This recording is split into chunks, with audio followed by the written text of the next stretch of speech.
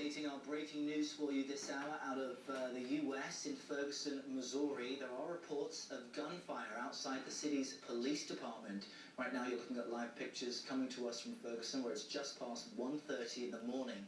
The gunfire happened during a protest after the city's police chief announced his resignation.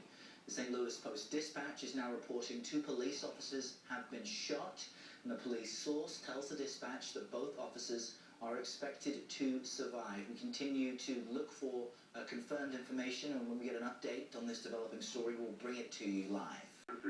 Law enforcement officers have been under siege. They have had a difficulty of trying to do the right thing as law enforcement officers, carrying out their duties, and also making sure that they themselves were safe. And those kind of things, unfortunately, have come together here on a collision course here in Ferguson tonight, and possibly, as being reported, 2 law enforcement officers may have very well been injured or may have been shot. This is the worst thing that could happen out in Ferguson at this time. And I repeat myself by saying it is my belief that the governor is going to have to act fast, and that they're going to have to declare some kind of martial law out there where they take over control of the streets of Ferguson until this matter can be quelled. All right, Ted Williams, D.C. lawyer and former homicide detective. We appreciate you being on the phone with us this morning. My pleasure. Once again, if you are just joining us, I want to take you to the video that we're looking at right now. Around midnight, 2 police officers near the Ferguson Police Department were shot, according to St. Louis Post-Dispatch reporters there on the scene. It is unclear who the officers are and what police department they worked for. At this point, it's our understanding that there were several police departments there on the scene as these protests were happening. This as the 6th city official stepped down. Police chief there, Ferguson Thomas Jackson, stepped down on Wednesday, and these protests happened after that. Postings on social media right now are saying that the shots were fired from a house on a hill across from the Ferguson Police Department. Further posts are saying that police units and crime scene technicians are there at the house on the hill. No word has been released on the condition of those officers. Once again, I want to stress that Fox News has not confirmed that 2 police officers were shot. These are reports that we are getting from the St. Louis Post-Dispatch reporters there on the scene. We are working hard to get that information for you. You can see some police here and right here there at the City of Ferguson Police Department putting something into the back of a van. A lot of action has been going on. This all happened around midnight, so we have photographers there getting video for us, and we are working on getting more information for you. Joining us now on the phone, former LA homicide detective Mark Furman. Mark, good morning. Good morning. What do you make of all that's happening there in Ferguson tonight, allegedly? Well, certainly we don't know a lot other than there was a protest and we have a possible shooting where 2 officers were wounded. But when you look at this, the situation in Ferguson, you know, the politics, the politicians have tried to change the police tactics from the onset of the Michael Brown shooting to date, and now the police are always on the defensive instead of sometimes taking control and being on the offensive when they should. And I think that there's a lot of people that take advantage of their inability to act as they normally would as police officers. An officer-involved safety is certainly number one. We don't know the extent of those injuries. Could it be a rifle shot, which would obviously make it even more serious? Could it be a shotgun pellets? Could it be a pistol shot? And we don't know the number of shots fired.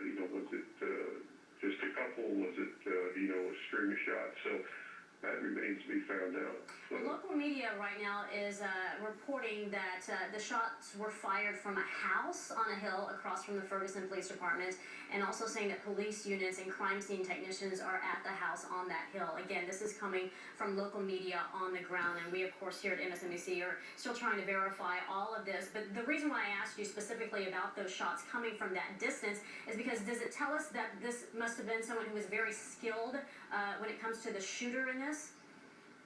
Well, that's going to depend on the weapon. Was it someone with a long gun? Was it someone just, had enough light to take a pistol and fire on a line of police officers?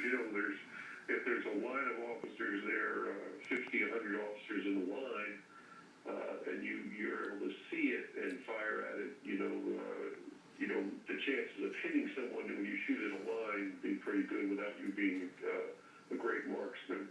But also it could be a rifle shot. When we see maybe what the officer's injuries are, what the sounds, the reports are, might give us a little more. The police surrounded the house.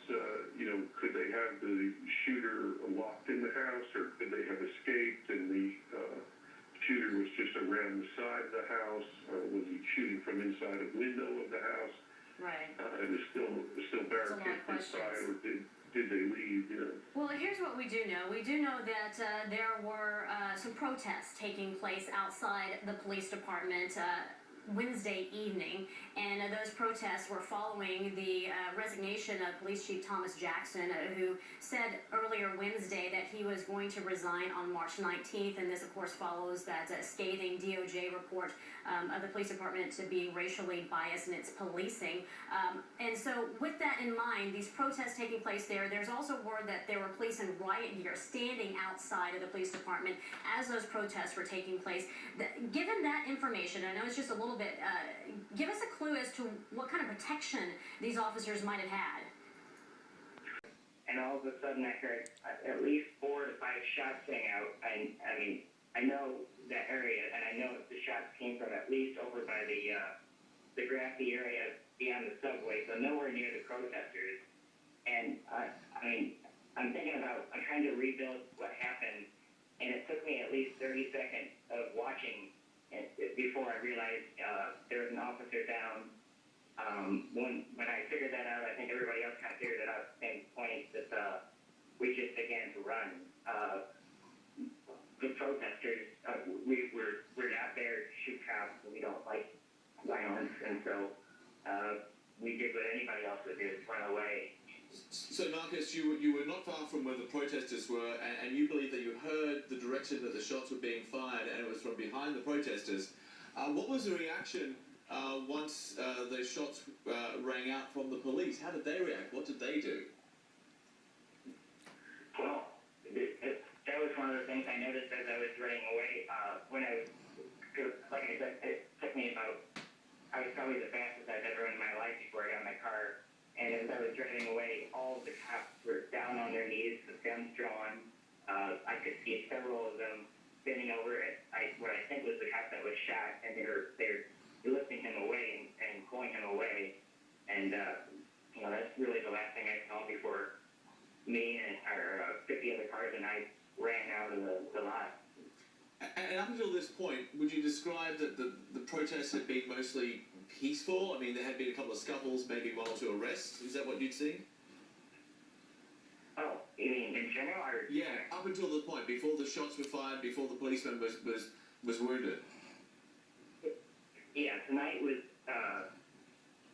there was something in the air, but for the most part, it was very well, coordinated. There were our usual leaders, like Alexis and Brittany are out there leading chants.